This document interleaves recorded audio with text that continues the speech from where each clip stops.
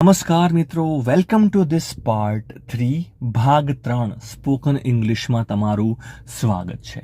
મિત્રો, આની પહેલાંના 2 ભાગ જે ખૂબ જ જરૂરી છે ચોક્કસથી જોઈ લેશો તો જ તમને આ ભાગમાં ખરેખર મજા આવશે. આગળના જે 2 ભાગ છે એની લિંક નીચે ડિસ્ક્રિપ્શનમાં આપેલી છે, ચોક્કસથી જોઈ લેશો. તો મિત્રો, આજે સ્પોકન ઇંગ્લિશમાં પાર્ટ 3માં આપણે જે વસ્તુ સમજીશું એને ઇંગ્લિશમાં કહેવાય છે વર્બ. VERB. વર્બનો અર્થ થાય છે ક્રિયાપદ. કોઈ પણ ક્રિયા થતી હોય ને એને ઇંગ્લિશમાં ક્રિયાપદ કહેવાતું હોય છે. ઉદાહરણ તરીકે, જ્યારે પણ વાક્યમાં કોઈ એક્શન થાય, એક્શન એટલે કોઈક ક્રિયા થાય એ બતાવવા માટે ઇંગ્લિશમાં વર્બ વપરાતું હોય છે. ઉદાહરણ તરીકે, હી ઇઝ જમ્પિંગ. એક સિમ્પલ વાક્ય છે. જમ્પ એટલે કૂદવું. હી ઇઝ જમ્પિંગ, એ કૂદી રહ્યો છે. આ વાક્યમાં ક્રિયા શું થઈ રહી છે? જમ્પ એટલે કૂદવું. તો અહીંયા જમ્પ જે છે ને એ ઇંગ્લિશમાં એને વર્બ કહેવાય છે. આ ક્રિયાપદ છે. બીજું એક ઉદાહરણ લઈ લઈએ. For example, my mother is cooking. My mother is cooking. મારા મમ્મી જે છે જમવાનું બનાવી રહ્યા છે. ક્રિયા શું છે? જમવાનું બની રહ્યું છે. કુકિંગ ચાલુ છે. તો કુકિંગ એ શું છે? કુક એક ક્રિયાપદ છે. તો કુક અહીંયા શું છે? વર્બ છે. તો આ રીતે આપણને એક્શન તો આવડવું જ જોઈએ. એક્શન સમજવી ખૂબ જ જરૂરી છે. તો ઇંગ્લિશના વાક્યોમાં તમે જુઓ તો ક્રિયાપદના છે ને કુલ કેટલા રૂપો હોય છે? યાદ રાખો, ક્રિયાપદના કુલ 3 ફોર્મ્સ હોય છે. There are 3 forms. ફોર્મનો અર્થ થાય છે સ્વરૂપ. આપ જોઈ શકો છો, ફોર્મનો અર્થ થાય છે સ્વરૂપ. તો કુલ કેટલા સ્વરૂપ હોય છે ક્રિયાપદના? ખાસ સમજો, 3 સ્વરૂપ હોય છે. કઈ રીતે લખશો? ફોર એક્ઝામ્પલ, પહેલું રૂપ છે બોલવું. ઉદાહરણ તરીકે, ટુ સ્પીક. આ પહેલું રૂપ છે, ટુ સ્પીક. પછી બીજું રૂપ જે આવે છે એ આપણને ખબર છે. ઉદાહરણ તરીકે, સ્પોક. To speak, spoke. અને ત્રીજું રૂપ જે છે એ છે સ્પોકન. તો કોઈ પણ ક્રિયાપદના 3 રૂપો હોય છે. ખાસ એટલું આપણને ખબર હોવું જોઈએ. આ પહેલું રૂપ જે છે ટુ સ્પીક, ટુ સાથે જે આવે ને હંમેશા યાદ રાખો, ટુ સાથે જે આવે છે આને શું કહેવાય છે? આને કહેવાય છે base form. BASE, base form કહેવાય છે. આ સાદું રૂપ છે. ઘણી જગ્યાએ તમે ઘણી બુકમાં આને જુઓ ને તો આને ઇન્ફિનિટિવ પણ કહેવાતું હોય છે. ખાસ સમજો, પહેલું ફોર્મ જે છે ટુ સ્પીક, ટુ સાથે, એને શું કહેવાય? એને બેઝ ફોર્મ કહેવાય છે. આને V1 પણ કહેવાતું હોય છે કારણ કે પહેલું રૂપ છે. ખાસ સમજો. તો સાદું રૂપ જ્યારે પણ કહેવાય ટુ સ્પીક, આને બેઝ ફોર્મ પણ કહેવાશે, આને V1 પણ કહેવાશે. બીજું રૂપ જે આપ જોઈ શકો છો અહીંયા, આને V2 કહેવાય છે, અથવા તો આને તમે પાસ્ટ ફોર્મ કહી શકો. V2 ભૂતકાળનું રૂપ છે. અને ત્રીજું જે રૂપ આપ જોઈ શકો છો, સ્પોકન, એને કહેવાય છે V3. અને આને ઇંગ્લિશમાં કહેવાય છે પાસ્ટ પાર્ટિસિપલ.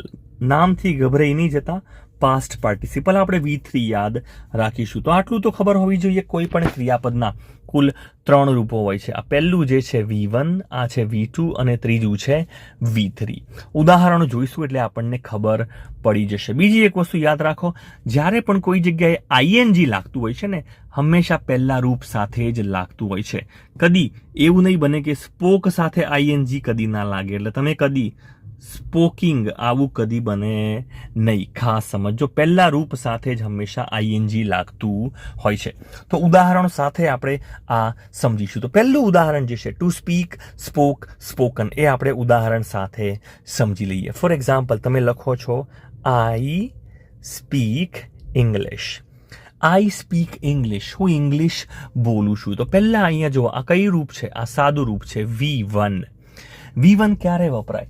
જ્યારે કોઈ ક્રિયા રોજ થતી હોય ને એ બતાવવા માટે ઇંગ્લિશમાં V1 વપરાય છે. આઈ સ્પીક ઇંગ્લિશ. હું અંગ્રેજી બોલું છું, રોજ બોલું છું, એ અર્થમાં સ્પીક વપરાય છે. હવે જો તમે એવું લખતા હોય ને આઈ સ્પોક ઇંગ્લિશ, આનો અર્થ થાય છે હું અંગ્રેજી બોલ્યો. આઈ સ્પોક ઇંગ્લિશ. ભાઈ કાલે છે ને, કાલે હું ક્લાસમાં છે ને ઇંગ્લિશ બોલ્યો. આઈ સ્પોક ઇંગ્લિશ યેસ્ટરડે. તો આ વાક્ય છે ને ભૂતકાળનું વાક્ય છે. અહીંયા જે સ્પોક છે આ V2 છે, બીજું રૂપ વપરાય છે. આઈ સ્પોક ઇંગ્લિશ યેસ્ટરડે. હું ગઈકાલે ઇંગ્લિશ બોલ્યો. અહીંયા V2 વપરાય છે. હવે તમે V3 ક્યારે વાપરશો? V3 હમણાં ના સમજવું હોય તમારે V3 ક્યારે વપરાય છે એ ના સમજવું હોય તો વાંધો નહીં, પણ એક સિમ્પલ ઉદાહરણ તમને આપી દઉં કે V3 ક્યારે વપરાય. V3 હંમેશા તમે જોશો ને હેવ અને હેઝ સાથે વપરાતું હોય છે. તો I have spoken. I have spoken to him. હવે આમાં V3 નો મતલબ શું થાય છે કે ક્રિયા મેં કરેલી છે, ક્રિયા પૂરી કરેલી છે, મેં એની સાથે વાત કરેલી છે. તમને પૂછ્યું કે તમે એને કીધું તું? હા, મેં એની સાથે વાત કરેલી છે, વાત પૂરી થઈ ગઈ છે. એ અર્થમાં સ્પોકન વપરાતું હોય છે. પૂર્ણકાળમાં V3 રૂપ જે છે એ વપરાતું હોય છે. તો V1, V2, V3 આના વિશે આપણને એટલીસ્ટ એટલો આઈડિયા તો હોવો જોઈએ કે આ રૂપો કઈ રીતે વપરાય છે. અને બીજું એક વસ્તુ, ING કઈ રીતે લાગે? For example, I M speaking. I M speaking, અત્યારે હું બોલી રહ્યો છું. તો ઇઝ MR સાથે તમે જુઓ ING લાગતું હોય છે. અને પહેલું રૂપ જે છે V1 આની સાથે ING લાગતું હોય છે. આઈ એમ સ્પીકિંગ, હું અત્યારે બોલી રહ્યો છું, એ અર્થમાં આપણે આઈ એમ સ્પીકિંગ પહેલું રૂપ વાપર્યું છે. તો આ રીતે પહેલાં તો આ રૂપો આપણને ખબર પડવા જોઈએ. બીજી એક વસ્તુ ખાસ યાદ રાખો કે પહેલું જે રૂપ છે V1 આની સાથે એક બીજી વસ્તુ ધ્યાનમાં રાખવાની છે. કઈ? For example, I forget. I forget my keys. I forget my keys. Forget એટલે આ જે ક્રિયાપદ છે. forget એટલે ભૂલી જવું. આ forget જે છે આના આ V1 છે, આ પહેલું રૂપ છે. આનું બીજું રૂપ શું છે? આનું બીજું રૂપ છે forgot. forgot. અને ત્રીજું રૂપ આનું શું છે? ત્રીજું રૂપ આનું છે forgotten. 3 રૂપો છે, V1, V2 અને V3. હવે V1 ક્યારે વપરાય? જ્યારે રોજની ક્રિયા હોય. આઈ ફર્ગેટ માય કીઝ. હું મારી ચાવીઓ છે ને કાયમ ભૂલી જાઉં છું, હું કાયમ ભૂલું છું. આઈ ફર્ગેટ માય કીઝ એ અર્થમાં વાક્ય છે. પણ જો તમે હી, શી અથવા તો ઇટ મૂકતા હોય, હી, શી અથવા ઇટ મૂકતા હોય V1 સાથે, તો પછી આ જે ક્રિયાપદ છે ને એની જોડે કાં તો S કાં તો ES લાગતું હોય છે. તો આ જ વાક્યમાં જો તમારે એવું કહેવું છે કે તે એની ચાવીઓ ભૂલી જાય છે, તો હી અને ફર્ગેટ જે છે આની સાથે તમારે શું મૂકવું પડશે? આની જોડે S લાગશે. હી ફર્ગેટ્સ હીઝ કીઝ. હી ફર્ગેટ્સ હીઝ કીઝ એ એની ચાવીઓ છે ને કાયમ ભૂલી જાય છે. ધારો કે અહીંયા છોકરી છે શી, તો તમારે શું મૂકવું પડશે? શી ફર્ગેટ્સ હર કીઝ એ એની ચાવીઓ કાયમ ભૂલી જાય છે. તો એ અર્થમાં આપણે આ ક્રિયાપદ છે એ વાપરી શકીએ છીએ. તો ફરીથી એકવાર, અત્યાર સુધી આપણે કેટલું શીખ્યા? જે 3 ભાગમાં એક સિમ્પલ વાક્ય લઈને તમે એને સમજી શકો છો. ઉદાહરણ તરીકે, he is helping me. He is helping me, એ મારી મદદ કરી રહ્યો છે. આ વાક્યનો આપણે એક્સરે નીકાળીએ. સૌથી પહેલા હી જે છે ને આ વાક્યમાં હી એ કર્તા છે, વાક્યનો કર્તા છે, અને મી જે છે એ વાક્યનો ઓબ્જેક્ટ છે. સબ્જેક્ટ અને ઓબ્જેક્ટ આ કયા ભાગમાં? પહેલા ભાગમાં સમજાવેલું છે. તો આ તો તમને આવડવું જ જોઈએ. એના પછી બીજા ભાગમાં આપણે શું શીખ્યા? ઇઝ જે છે આ શું છે? આ હેલ્પિંગ ક્રિયાપદ છે, હેલ્પિંગ વર્બ છે. આ મદદ કરી રહ્યું છે, helping verb. Is, MR, was, were. બીજો વિડીયો છે, જોયેલો જ હશે તમે. ત્રીજો ભાગ જે આ જે છે હેલ્પિંગ, આ શું છે? આ મુખ્ય ક્રિયાપદ છે. આને ઇંગ્લિશમાં કહેવાય છે મેઇન વર્બ. Main verb. અને મુખ્ય ક્રિયાપદના કુલ રૂપો કેટલા હોય છે? હવે તો આવડવું જોઈએ. 3 રૂપો હોય છે, V1, V2, V3. V1 જે છે સાદું રૂપ છે. ING પણ હંમેશા આની જોડે જ લાગતું હોય છે, અને S કે ES એ પણ V1 જોડે જ લાગતું હોય છે. V2 આ ભૂતકાળનું રૂપ છે, V3 આ ભૂત કૃદંતનું રૂપ છે. તો આ 3 રૂપો વાક્યના બનતા હોય છે. તો એક બે ઉદાહરણો બીજા જોઈને આપણે સમજીએ ક્રિયાપદ સાથેના. એક ક્રિયાપદ છે, for example, sleep. She is sleeping. આ વાક્યમાં ક્રિયાપદ કયું છે? મુખ્ય ક્રિયાપદ કયું છે? જોઈ શકો છો સ્લીપિંગ એ મુખ્ય ક્રિયાપદ છે અને ઇઝ જે છે એ સહાયક ક્રિયાપદ છે.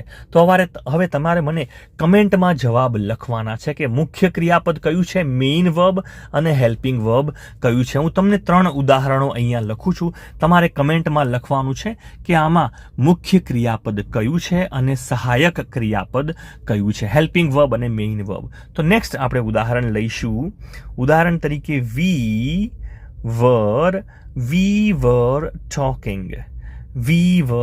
talking. અમે વાત કરતા હતા. તો ચલો લખો કમેન્ટમાં. પહેલું ઉદાહરણ છે સહાયક ક્રિયાપદ કયું છે, મુખ્ય ક્રિયાપદ કયું છે.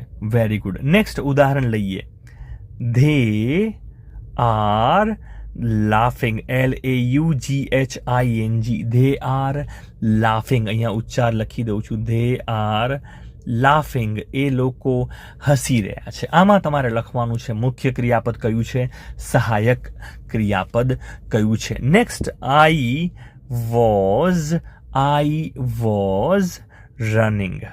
was running.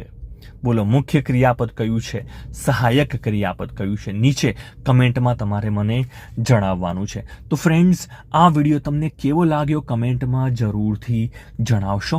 કંઈ પણ ડાઉટ હોય, ના ખબર પડે, એ પણ મને ચોક્કસથી જણાવશો. ને મિત્રો જોડે શેર કરવાનું ના ભૂલતા. અને સબસ્ક્રાઇબ બટન પર જો તમે નવા હોય તો સબસ્ક્રાઇબ ચોક્કસથી કરશો. Thank you for watching this video.